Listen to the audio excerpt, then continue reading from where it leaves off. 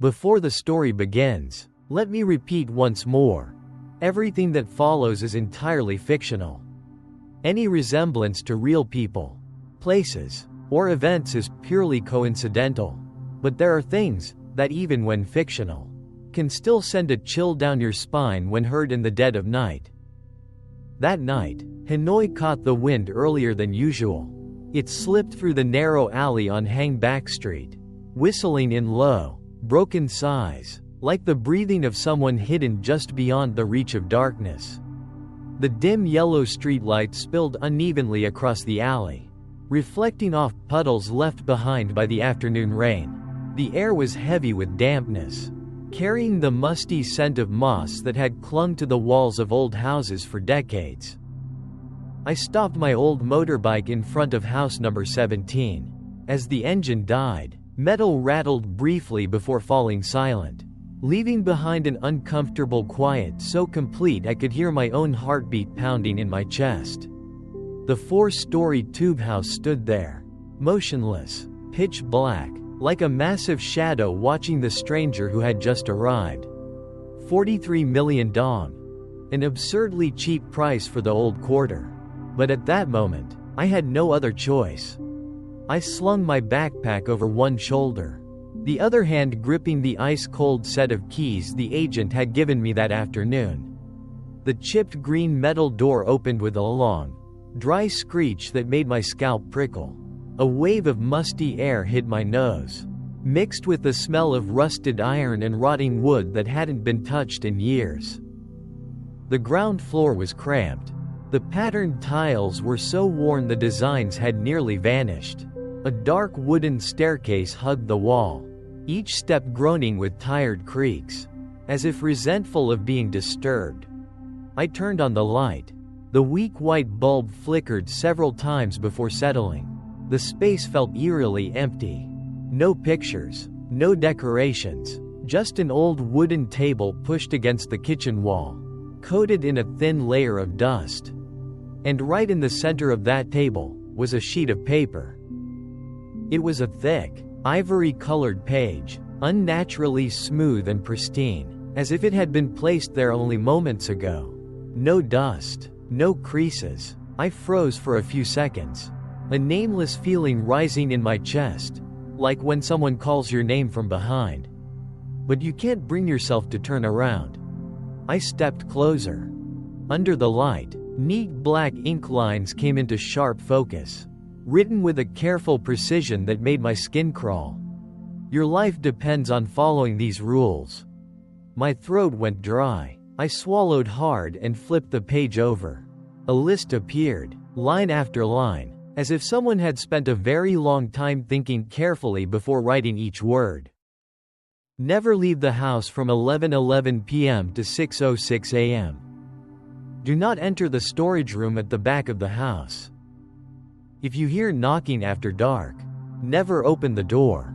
Always draw the curtains or close the windows from sunset to sunrise. Never invite anyone into the house. If you see flickering lights in the back alley or on a neighbor's rooftop, immediately go down to the small room beneath the staircase. If a white cat appears inside the house, feed it immediately and let it leave through the front door. Keep the television or radio on continuously from sunset until morning. On stormy nights, at exactly midnight, light a white candle in the second-floor bathroom. Then lock the bedroom door and do not open it until the candle has completely burned out. I let out a dry laugh. The sound echoed through the empty house, warped and out of place. Who would bother with something this stupid? I muttered, forcing myself to sound calm. I folded the paper and set it back on the table, reassuring myself that it was just a tasteless prank by the previous owner or some neighbors who enjoyed scaring newcomers. Still, despite my thoughts, I turned on the television, letting the familiar voices fill the living room, pushing back the heavy silence that clung to every corner of the house. The first night dragged on slowly. I lay on a thin mattress spread temporarily on the floor of the second-floor bedroom, eyes wide open, staring at the ceiling stained with old watermarks. The wind slipped through the half-closed window, carrying the scent of old rain and the musty smell typical of long-abandoned houses. When the clock on my phone flipped to 11:11 p.m., I suddenly heard footsteps in the alley outside. Slow, very slow. Then came the knocking. Knock, knock, knock. Gentle, patient, as if whoever stood outside knew I was inside, simply choosing not to open the door yet. Tuan, the voice dragged on, hoarse, sending a chill down my spine. My heart pounded so hard it felt like it might burst out of my chest. It's so cold, open the door and let me in. That voice, it was my own. I held my breath, frozen behind the metal door, my trembling hand gripping the latch tightly. Through a narrow gap in the thin curtain, I saw a figure standing under the streetlight. A familiar build, a familiar black jacket, and when the person lifted his face, the dim yellow light revealed a small scar at the edge of the left eyebrow. My face. He smiled. Tuan, I know you're in there. The knocking came again, slow, steady. And in that moment, I finally understood, the paper was not a joke.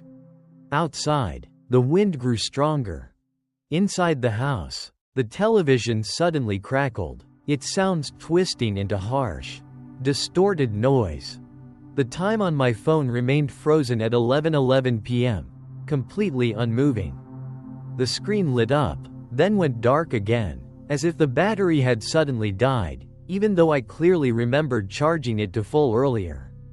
Outside, the figure standing in front of the door still hadn't left. The streetlight cast its glow downward, stretching his shadow long and distorted across the rain-soaked alley, making it look like something that no longer belonged to a human shape. The knocking came again, slower this time, heavier, as if each beat were deliberately emphasized so I couldn't ignore it. Knock, knock, knock. Open the door, the voice dropped lower, drawn out, sounding like it was holding something back. I stepped backward, my spine pressing against the icy wall. In my mind, every line written on the ivory-colored paper surfaced vividly, as if someone were reading it aloud right beside my ear. Never leave the house from 11:11 p.m. to 6:06 a.m. If you hear knocking after dark, never open the door. I swallowed hard, clamping a hand over my mouth, afraid that even a single heavy breath would let whatever stood outside know exactly where I was. Tuan, the voice softened, almost coaxing. I know you're scared, but I'm so cold. He chuckled quietly, a very small sound, yet in the stillness of the night, it rang out with chilling clarity, sending icy shivers down my spine. Just open the door. Let me stand inside for a moment, just a little while. I squeezed my eyes shut. The image of that face, identical to mine, flashed in my mind. That familiar smile now terrifying. In that instant, a mad thought crossed my head. If that really was me, then who was the one standing inside this house? The wind howled louder in the alley, making the metal door tremble slightly. In the living room, the television suddenly changed channels on its own. The screen flickered violently, then dissolved into black and white static, emitting an abrasive buzzing sound. I startled and rushed into the living room, hands shaking as I turned the volume up, letting the noise flood the space. Outside the door, the knocking stopped. A suffocating silence followed. I stood perfectly still, eyes locked on the door, my heart hammering wildly in my chest. Cold sweat poured down the back of my neck, soaking into my collar. Then the voice came one last time, very softly, almost a whisper. If you won't open, then I suppose that's fine? The figure in the alley turned away. His steps were slow and heavy, as if each one dragged something extremely weighty behind him. When he finally disappeared around the bend of the alley, the streetlight flickered several times, then returned to normal. The time on my phone jumped forward. 11:12 p.m. I collapsed onto the floor, my back against the table leg, my entire body drained as if I had just run a great distance.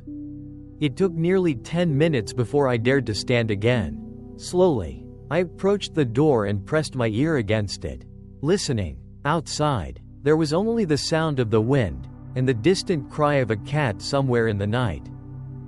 That night, I didn't sleep. I sat curled up in a chair, my eyes never leaving the metal door, letting the television replay old programs over and over. Near dawn, when pale light finally slipped through the curtain gap, I allowed myself to relax, releasing a long breath as if a massive weight had been lifted from my chest. The next morning, I stepped into the alley with dark circles under my eyes and a heavy, foggy head. Hang-back alley in daylight was completely different from the night before. The crowds were thicker, the calls of vendors, motorbike engines, and laughter blending into the familiar noisy rhythm of the old quarter. The pho vendor at the alley entrance was ladling broth when she noticed me. She glanced at me briefly, then quickly looked away, as if she didn't want to talk. Gathering my courage, I walked over. I just moved here," I said hesitantly, trying to sound casual. She paused for a moment. The ladle in her hand trembled slightly before she set it down hard against the pot. "Well, if you're staying, just keep to yourself," she said quietly, her eyes avoiding mine. "Yes, I heard, this house used to belong to Uncle Hung's family." The woman looked up at me. Something strange flickered across her face, part fear, part pity. "Never mind, that's old business." She lowered her voice. "They moved out in the middle of the night. No one knows why." Before I could ask anything else, she turned her back to me and said no more. All day long, I stayed inside the house, wandering from room to room, forcing myself to unpack and rearrange my belongings just to keep my mind occupied. But the longer I stayed, the clearer it became that this house was not as empty as it appeared. Sometimes, I heard extremely faint footsteps coming from the upper floor, even though I knew for certain that I was alone. At other times, a subtle metallic stench drifted through the air, like stagnant rainwater mixed with rust, even though all the windows were tightly shut. Evening fell faster than I expected. As soon as the last trace of sunset disappeared, I pulled the curtains over every window, turned on the television, and double-checked every lock on the front door. Anxiety crept deeper into my chest, as if last night had only been the first warning. That was when I heard it. A very soft click came from the living room. I spun around. There, in the middle of the floor beneath the ceiling light, sat a white cat. Its fur was unnaturally clean, pure white, as if it had never set foot in the alley outside. Its green eyes stared straight at me without blinking, reflecting a cold, unsettling gleam. I froze. In my mind, the seventh rule echoed with terrifying clarity. If a white cat appears inside the house, feed it immediately and let it leave through the front door. Oh, okay, just a second," I stammered, my heart racing, my hands shaking. I hurried into the kitchen and rummaged through my bags. By sheer luck, I found a can of tuna pate I had picked up earlier at a convenience store. When I set the bowl on the floor, the cat walked over and began eating eagerly, making soft, steady chewing sounds. It finished quickly. Then it lifted its head and looked at me once more. The coldness in its eyes had faded slightly, replaced by something calmer, almost as if it were judging me. I opened the front door. The cat stepped outside. After a few paces, it turned back, let out a faint meow, and then vanished right before my eyes, as if it had never existed at all. I stood there for a long moment, my hand still gripping the icy door handle. Outside, the wind began to pick up, and in the silence of the house, I suddenly heard something else. A very faint sound came from the storage room at the back of the house. The light clinking of metal touching metal. like someone gently testing old locks. That door had never been opened, and I had a very clear, chilling sense that if I went anywhere near it tonight, something else would step out in my place. The faint clinking from the storage room at the back of the house sounded again, very soft, but clear enough to cut through the stillness of the evening. It wasn't rhythmic or hurried, more like someone was testing each lock slowly, patiently, one by one. I stood frozen in the living room, ears ringing, cold sweat running down my spine. The storage room sat at the very back of the house, completely separated from the living area.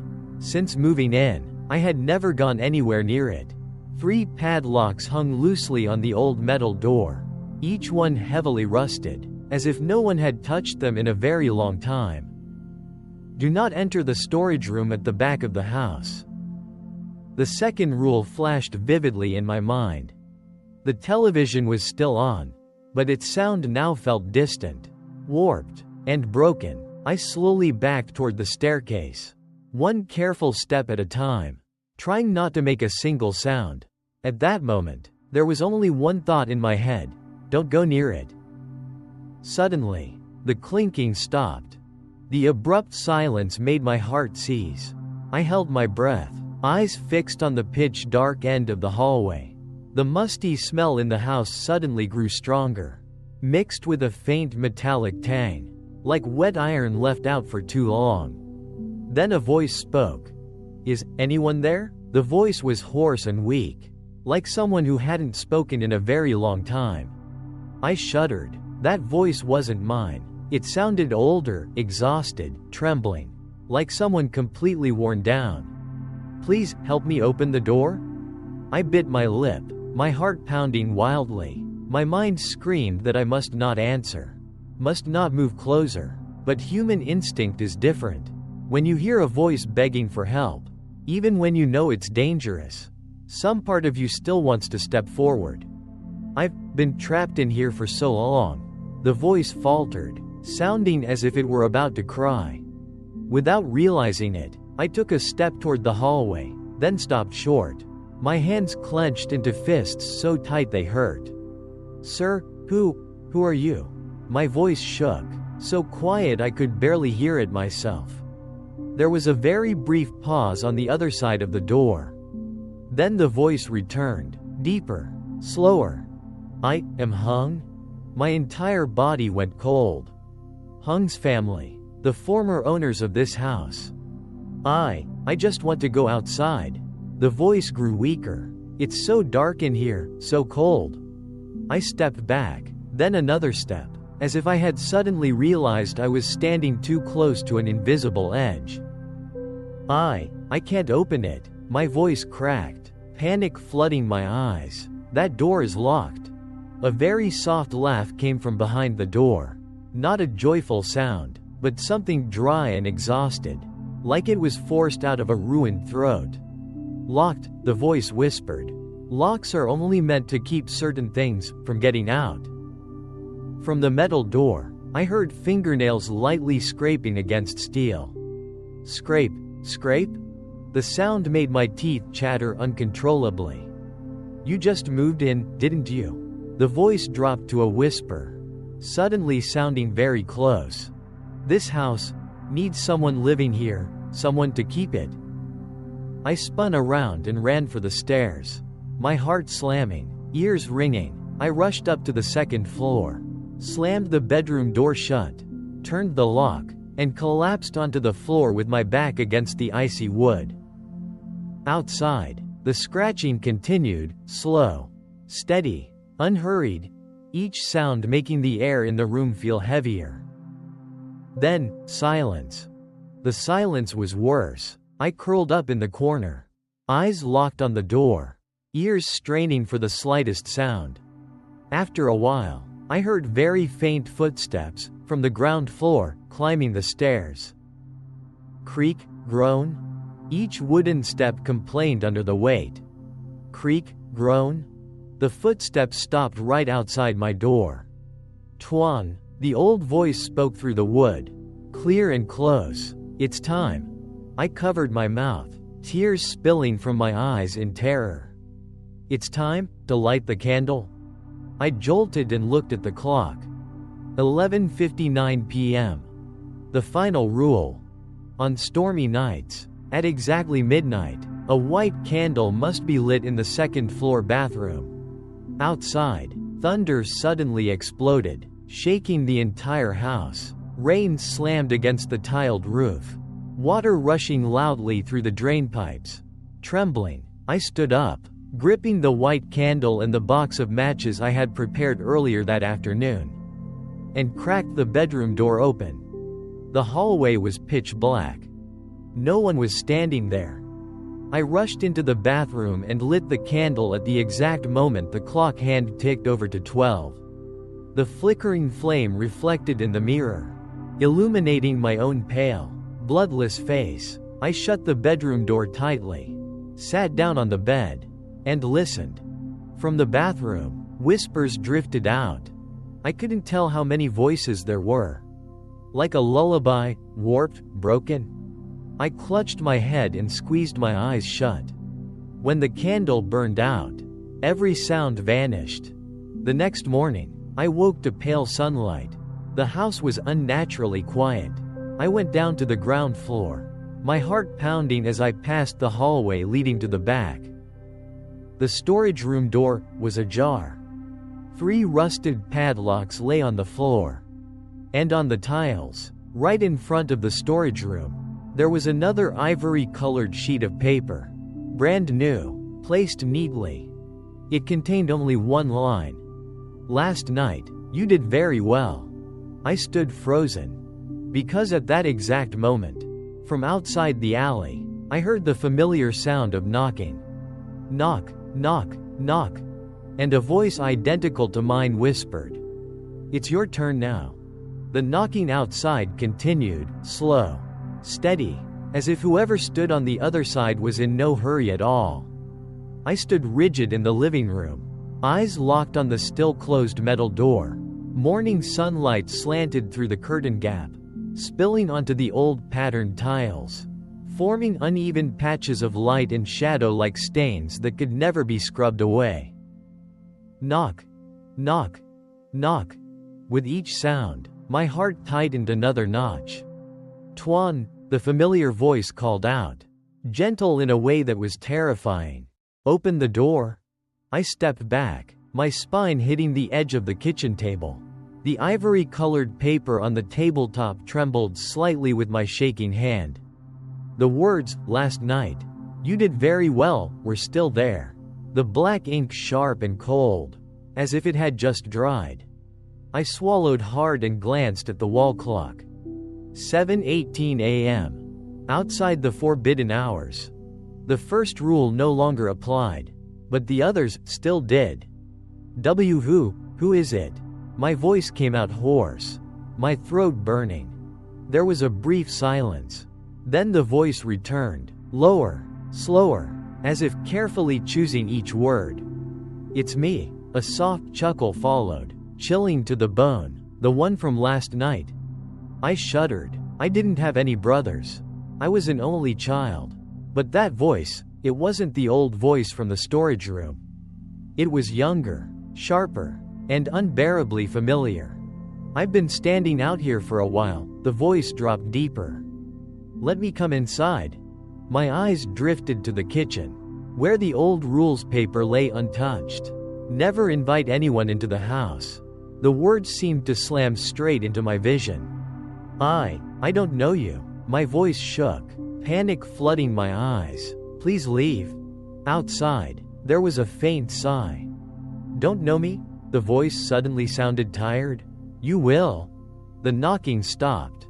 I held my breath, ears straining. Outside, the sounds of a normal morning drifted in, vendors calling out, motorbikes passing, everyday life continuing as if I were the only one trapped in an invisible nightmare.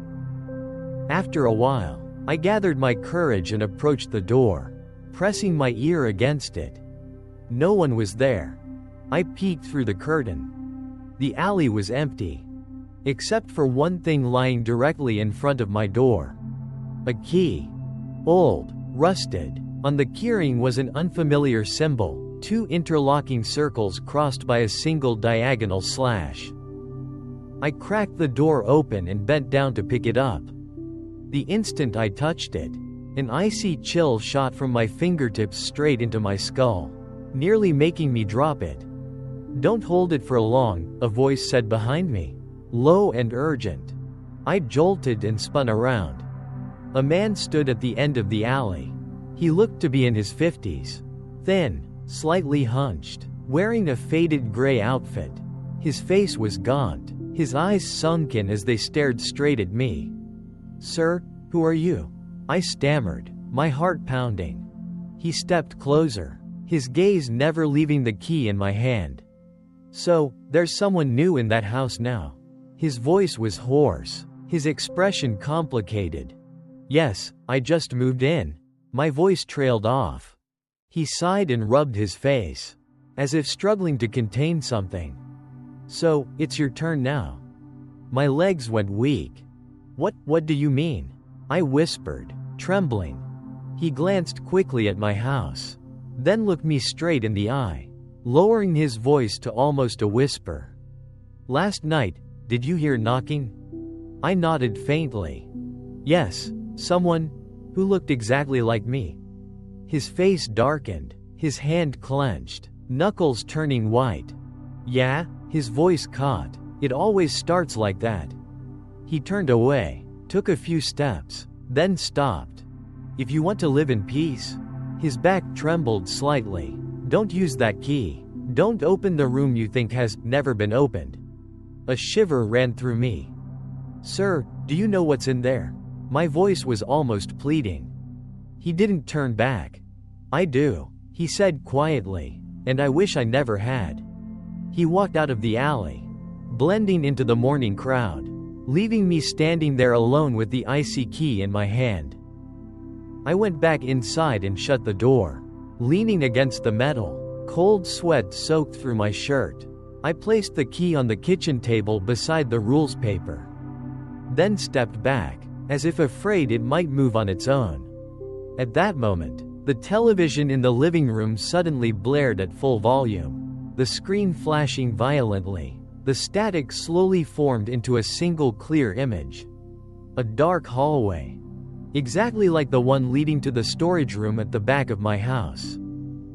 And at the end of that hallway, a figure stood with its back turned. The figure slowly turned around. It was me. He smiled, raised his hand, and knocked slowly on an invisible door. Knock, knock, knock. I stood frozen, my heart stopping in my chest, because I realized that knocking sound wasn't coming from the television. It was echoing right behind me. Knock, knock, knock. Not from the television, not from the alley outside, but from behind the storage room door, the place I had tried to avoid ever since the first day I stepped into this house. I stood frozen, my back pressed tightly against the metal door in the living room, my heart racing wildly. Cold sweat ran down my spine, soaking my shirt. The air inside the house suddenly grew heavy, the musty smell mixed with a sharp metallic tang becoming stronger than ever. "Don't turn around," I muttered, my voice hoarse, my throat trembling. But the knocking continued, steady, patient, as if whatever was on the other side knew perfectly well that I was listening. The television in front of me suddenly shut off. The house sank into complete silence. Then a voice spoke, right beside my ear, very softly. "Are you scared?" I jolted and spun around. There was no one there. Only the storage room door, half closed, revealing a slit of pitch black darkness. There was no light inside, no movement, yet I felt it clearly. Something was looking out, staring straight at me. I stepped back, then another step, until my back hit the edge of the kitchen table. My hand brushed against the rusted key lying on the tabletop. A wave of icy cold shot from my fingertips straight into my head, making me dizzy. Fragments of images suddenly flooded my mind, memories that were not my own. A middle-aged man standing in this house, hands trembling as he held the rules paper. A woman curled up in the second-floor bedroom, whispering prayers through a stormy night. A child screaming when it heard knocking in its own voice. Hung's family. They didn't move away. They stayed. You see now, the voice from the storage room spoke, low and slow. This house cannot be left empty. I clenched my teeth, tears spilling down my face without me realizing it. Then why not destroy it? My voice broke, filled with despair. A very soft laugh echoed out, dry and exhausted. Destroy it? The voice whispered. Do you really think no one has tried? The storage room door opened a little wider. The darkness inside seemed to shift, curling like thick smoke. I glimpsed shapes overlapping one another, twisted, distorted, each bearing a human form. If the house doesn't keep someone, the voice continued calmly, then someone must keep the house. I shook my head repeatedly, my legs giving way. I don't want this. My voice shattered. I just want to live a normal life. Everyone who comes here says that. The voice softened, almost sympathetic. From within the darkness, a figure stepped forward. It was me. My face, my eyes, but the smile was hollow, cold, like an empty mask. You survived the first night, he said, staring straight at me. You fed the cat, you lit the candle, you didn't open the door. You did very well. He raised his hand, and it was an ivory-colored sheet of paper, identical to the one I was holding. Now, he whispered, it's your turn to keep watch. I broke down, sobbing, tears splashing onto the cold tiles. What if I refuse? I asked weakly, my eyes filled with hopelessness. He looked at me for a long time. The smile on his lips slowly faded. Then you'll stand out there. His voice dropped lower, darker, knocking, calling names, until someone opens the door. I collapsed onto the floor. In that moment, I understood everything. The rules were not meant to imprison anyone. They were the only thing preventing those copies from spilling out. The caretaker was not a homeowner. They were a living lock. I lifted my head and looked straight at the one facing me.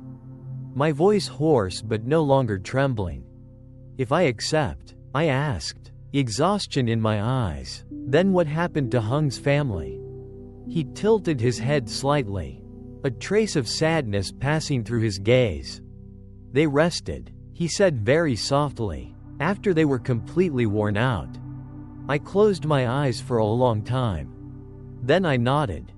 The figure smiled. He slowly faded into the air, like mist under sunlight. The storage room door gently closed. The 3 rusted padlocks lying on the floor hooked themselves back onto the door, snapping shut with dry, hollow clicks. The house returned to silence. That afternoon, the white cat appeared one last time. It walked into the house and sat in front of me for a long while.